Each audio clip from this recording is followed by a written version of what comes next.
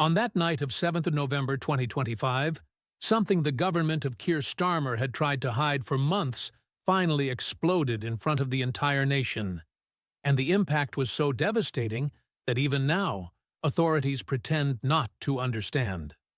It was supposed to be just another ordinary day, another exhausting shift for a British worker doing what she always did, serving, working, supporting her family with dignity. But when Ryan Sky White left her shift and walked towards the train, the whole of the United Kingdom crossed a line from which it would never return. A young British woman, honest and hard-working, was brutally attacked inside a hotel used as accommodation for illegal immigrants, a building the government sold as safe, controlled, well-managed. All lies. She suffered 23 blows. 23. Each one a painful reminder of the abandonment that millions of Britons have felt at the hands of politicians who prefer to protect the globalist narrative rather than their own people. And as emergency services battled the horrific scene, no one could have imagined that, within hours, the entire country would be on the brink of what seemed like a national uprising, because this time, tragedy had struck at the heart of those who could no longer bear to see the UK destroyed by reckless policy. But what truly turned that crime into a historic tipping point was the silence. The cowardly silence of a government that seems to fear the truth more than the consequences of hiding it. When the fire began to spread through the Red Bridge Inn at 9:27 p.m., the community already knew this was not an isolated incident. It was the result of years of neglect. And when the flames reached the roof at 9:41, thousands of people started sharing videos, accounts, screams, pleas for help, all ignored by the authorities who should have acted sooner. On Twitter, on Facebook, on TikTok, Britons of all ages began repeating the same phrase, the same question, the same outrage. How could this happen here? How did they let it go this far? And the sense of abandonment was so great, so immediate, so explosive, that before the sun even rose, over 150,000 people were already on the streets, driven by something no politician can control. The instinct of a people tired of seeing their nation torn apart, while the government insists that everything is under control. As the sun rose above the chaotic streets of Walsall, it became clear that something much bigger than a simple protest was unfolding. It was as if the entire country had awakened from a trance, finally seeing what many had warned about for years. The policy of using hotels for illegal immigrants was out of control, without oversight, without transparency, without any commitment to the safety of Britain. And while Starmer posed for cameras saying that the system is working, the people saw a different reality, one of violence, degradation, and communities left to fend for themselves. It was not just revolt, it was fear. Fear of walking at night. Fear of taking a bus. Fear of seeing their towns turned into warehouses for people no one knows, no one registers, and no one controls. And it was precisely this feeling, built up over years, that exploded when Chloe Bennett's live stream went viral. The image of her, with eyes red from smoke and tears, saying she was just doing her job, gripped the nation and did not let go. Within hours, that video had already surpassed 8 million views, and each view was like a new match lit in a room full of petrol.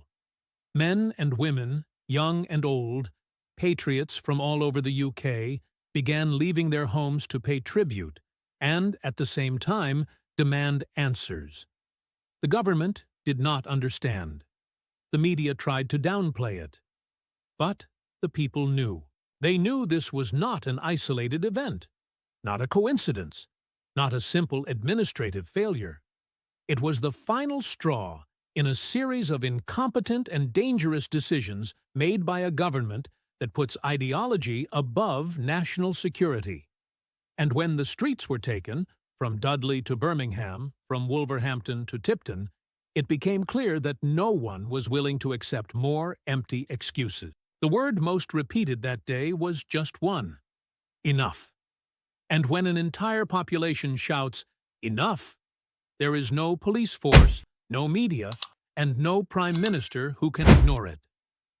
As the protests grew, what began as a cry for justice quickly turned into a giant mirror reflecting everything the government had tried to hide. Roads were blocked, ambulances struggled to get through, and even power substations began to fail in the chaos, but not because the people wanted to destroy, but because the system was never prepared to handle the legitimate outrage of an entire population. The collapse did not come from the people. It came from the government's own accumulated failures. And it was impossible to ignore that, as Britons faced blackouts and delays at hospitals, Starmer's official response was silent. A silence that seemed to confirm what many already suspected. The government had lost control not only of the streets, but of the country. And worse, it seemed not to understand why. Meanwhile, on WhatsApp groups, live streams, amateur videos, and local broadcasts, a narrative impossible to contain emerged. If we don't change now, the UK can't take 5 more years like this. The truth is that the spark was not just the brutal murder of a British worker, though that alone would have been enough to outrage any civilized nation. The spark was the sum of years of policies that left communities voiceless, unsafe, and hopeless. People who had never protested before were on the streets holding homemade signs, candles, photos of Rayon. Men who had worked for 40 years, paid taxes, and heard promises wondered how the country had sunk so low. And the blame, in the eyes of the people, had a name: Keir Starmer and his government, disconnected from reality, obsessed with international agendas while the British people pay the price. With each passing hour, more videos emerged, more outrage grew, and it became clearer that this movement was not partisan. It was human, visceral, patriotic. It was the heart of the United Kingdom beating too loud to be ignored. Amidst all this, it is important to remember, if you are also outraged by what has been done to this country, click subscribe and leave your like right now. The more people join us, the harder it becomes for this government to hide the truth. Every like, every subscription, every share makes a difference, because the mainstream media may try to suppress it. But here we show what is really happening. And you, who see the chaos spreading in the streets and feel that the UK needs to wake up, are part of this fight. So support this channel and help spread this message to every corner of the country. As the crowds grew, a question began to echo in every conversation: live stream, tweet, and improvised broadcast. How did they let this happen? This question carried more than outrage. It carried decades of accumulated frustration, broken promises, institutions that seemed to work for everyone except the British themselves. And with each repetition of this question, trust in institutions crumbled a little more. They were not just activists or organized groups. They were nurses, taxi drivers, veterans, housewives, ordinary workers who had never asked for anything more than the basics: security, order, and respect. With each new live testimony, it became clear that this movement did not arise from political manipulation. It arose from real life, from those who saw their town change without being consulted, from those who were ignored when they warned that something was wrong, from those who now saw, with pain and fury, that the government had no control over the consequences of its own decisions. And it was at this moment of growing outrage that one detail completely changed the tone of the protests: the number of hotels linked to the accommodation system that caught fire within 24 hours. 56. 56 places in flames. At the same time as the population demanded answers, it was impossible not to notice the symbolism. A country literally burning while those in charge pretended everything was fine. And for the British public aged 45 plus, Accustomed to an organized, safe, and predictable United Kingdom, this scenario seemed like the end of an era. Many said, "I've never seen anything like it." And indeed, they had not. And it was exactly then that the government began to realize it was not just dealing with protests, it was dealing with a national sentiment of rupture, a collective enough, a cry saying that patience has run out and trust in leaders no longer exists. And at that moment, Chloe Bennett's video reached its peak impact because she represented millions, ordinary, hard-working people, betrayed by those who were supposed to protect them. As the country awoke to the full extent of the crisis, analysts, commentators, and even former security officials began to admit something that, until then, no one had dared to say out loud. The system had been broken long before that night, and everyone knew it. The policies of improvised accommodation in hotels, rushed through and maintained without proper supervision, created an environment where tragedies were not just possible, but predictable. Entire communities had warned for years, "This will end badly." And the government, obsessed with appearing progressive, ignored every warning, until the worst happened. And when the people realized that the tragedy of Rayon Sky White could have been prevented, outrage turned into something even more powerful: the feeling of having been betrayed. And betrayal is the most dangerous emotion a government can awaken in its own people, especially in a proud nation like the United Kingdom. And as if the brutal death and devastating fire were not enough, the government's official response was a complete disaster. Vague speeches, cold statements, no admission of guilt, and the pathetic attempt to turn a structural failure into a mere isolated incident. But the people saw beyond. They saw lack of preparation. They saw lack of leadership. They saw lack of respect for the life of a British worker, and for the safety of all. And that was why, as the media tried to control the narrative, the population united spontaneously, organically, powerfully. The protests spread like wildfire, each city echoing the pain and fury that had once been individual but were now collective. And in every outraged face, in every lit candle, in every cry for justice, there was an uncomfortable truth. The government had lost its connection with the people. And when a government loses that connection, everything around it begins to crumble, including its authority. And tell me in the comments, where are you watching this video from? Say the name of your town, your region, because it's important to see how far this truth is spreading. When Britons from all over the country stand together, from Manchester to Bristol, from Glasgow to London, it is clear that this is not an isolated problem.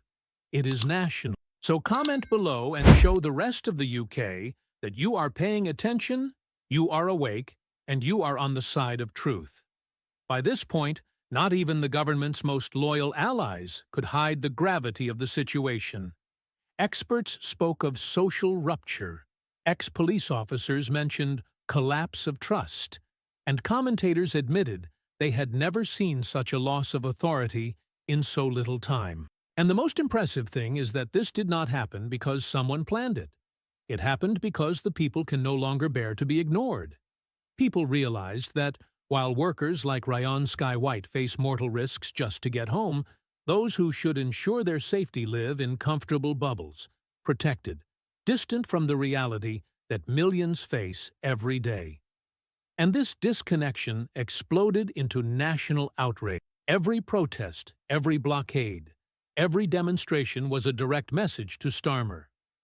You have lost the right to represent this people. And the more the government tried to downplay, the more evident it became that it had no understanding of what it was about to face. As accounts accumulated, the debate ceased to be about a single crime and became about an entire country that no longer feels safe. The death of an innocent woman became the symbol of something much deeper: the growing fear of a United Kingdom that seems to be heading towards chaos. As hospitals activated contingency plans, as substations exploded under strain, as roads were blocked, the whole country seemed to cry out for someone, anyone, who had the courage to admit the truth and take responsibility. But the government did not do that. It preferred scripted speeches, preferred to shift blame, preferred to deny the obvious, and the British people, especially those aged 45 and over, who had lived in a safer, more organized and more respected United Kingdom, felt the weight of the comparison. It wasn't like this before. And when that perception sets in, the government loses not just support, it loses legitimacy. With the whole country on edge, a decisive question began to emerge in every conversation. From pubs to online streams, from squares to family groups. What will happen now? And this question was not just curiosity. It was a warning, a sign that the United Kingdom had reached a historic limit. The population made it clear that it will no longer tolerate improvisation, neglect, or authorities who treat British lives as disposable statistics. Ryan's death became the symbol of a no more so powerful that it united people who had never marched together before. This was the turning point, the moment when the people realized that no one would come to save them, that if they wanted real change, they would have to demand it. And the energy that spread through the country's streets was not mindless chaos. It was a demand for order, justice, and protection. It was the cry of a nation that knows it deserves more than empty promises and failed policies. Now, as the United Kingdom faces the ashes of the night that changed everything, the real question arises. Will this government have the courage to face its mistakes? Or will it continue to run while the country crumbles before it? The tragedy of November 2025 revealed much more than administrative failures. It revealed the loss of trust, the rupture between the people and those who should defend them, and the absolute urgency for reforms that put the safety of the British citizen above any political agenda. And, deep down, everyone knows, if nothing changes, more tragedies will come. But if this moment serves as a national awakening, a full stop followed by a new beginning, then Ryan Sky White's voice will not have been silenced. It will have echoed in the soul of an entire country. And that is what the people now demand, a stronger, safer, and more honest United Kingdom. The question that remains is, will the government listen? Because the people have already made it clear. They will never again accept being ignored.